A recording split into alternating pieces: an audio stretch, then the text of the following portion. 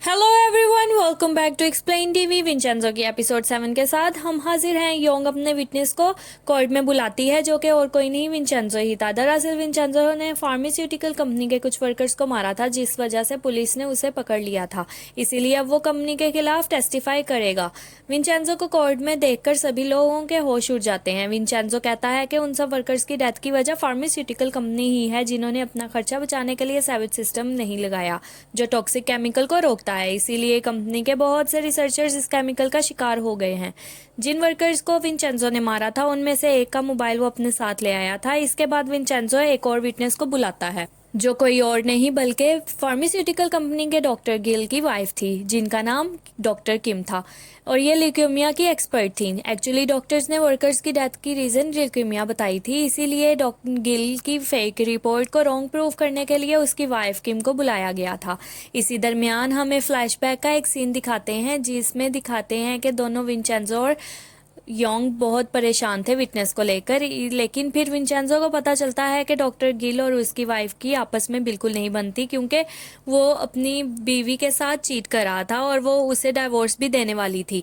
इसीलिए विंचेंजो उसने उससे टेस्टिफाई करने के लिए रेडी कर लिया था, और इसके साथ विंचेंजो ने किम से प्रॉमिस की कर लिया था कि वो डाइवोर्स के बाद उसी की फिल्म से उसका केस लड़ेंगे और डॉक्टर गिल की सारी प्रॉपर्टी डॉक्टर किम के नाम करा देंगे। प्रेजेंट में डॉक्टर किम एक पेन ड्राइव प्रेजेंट करती है, जिसके अंदर किम के फ्रेंड और डॉक्टर गिल के दरमियान हुई कन्वर्सेशन थी, और जिसमें डॉक्टर गिल ने दूसरे डॉक्टर से उस मेडिसिन की बात की थी, और उसने साफ साफ बताया था कि वो मेडिसिन काफ़ी डेंजरस है, और साथ ही वो एक पैकेट भी दिखाती है जो कोई और चीज़ नहीं बल्कि ड्रग होती है। डॉक्टर गिल ड्रग्स भी लेते थे, और ये वही ड्रग था जो ली के अंदर इंजेक्ट किया गया था, ताकि वो टेस्टिफाई ना कर सके।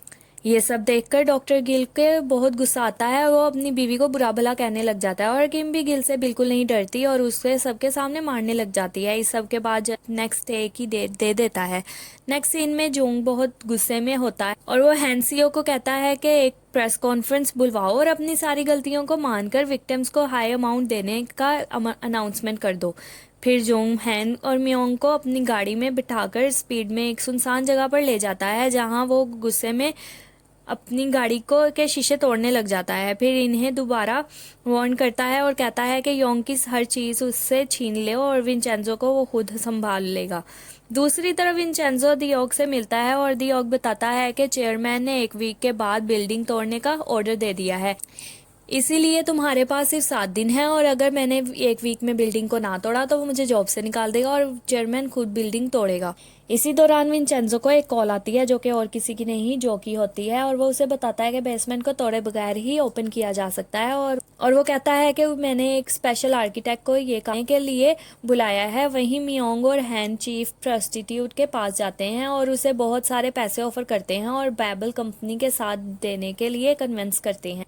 लेकिन चीफ प्रोसिक्यूटर, जिसका नाम थाई है, वो इन पे गुस्सा करता है और साफ इनकार कर देता है। खैर आखिर वो आर्किटेक्ट प्लाजा में पहुंच जाता है, जो बेसमेंट के ऊपर टेम्पल की दीवार को अच्छे से चेक करता है और विंचेंजो को बताता है कि हम यहाँ ड्रिल नहीं कर सकते। इसके बाद हम जोंग को और सियोग को एक साथ ड्रिंक करते देखते हैं, जहाँ सियोग जॉन से पूछता है कि अगर उसने सही से काम ना संभाला तो क्या वो उसे भी मार देगा अपने बाप की तरह।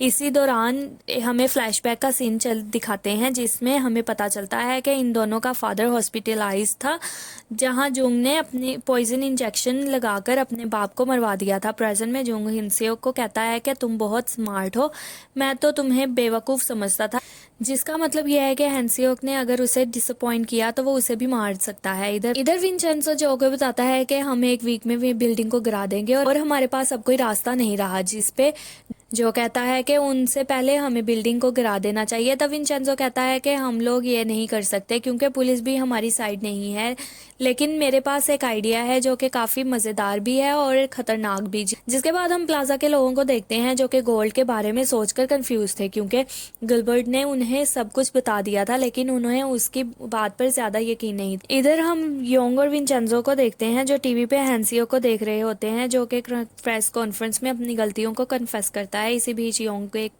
को एक पोस्ट से पता चलता है कि मियोंग ने चीफ थाई को खरीदने की ट्राई की थी, लेकिन उसने मियोंग को ऑफर रिजेक्ट कर दिया, और ये देखकर मियोंग पे वो बहुत हंसती है। जिसके बाद विंचेंजो प्लाजा के सभी लोगों से मीटिंग करने जाता है।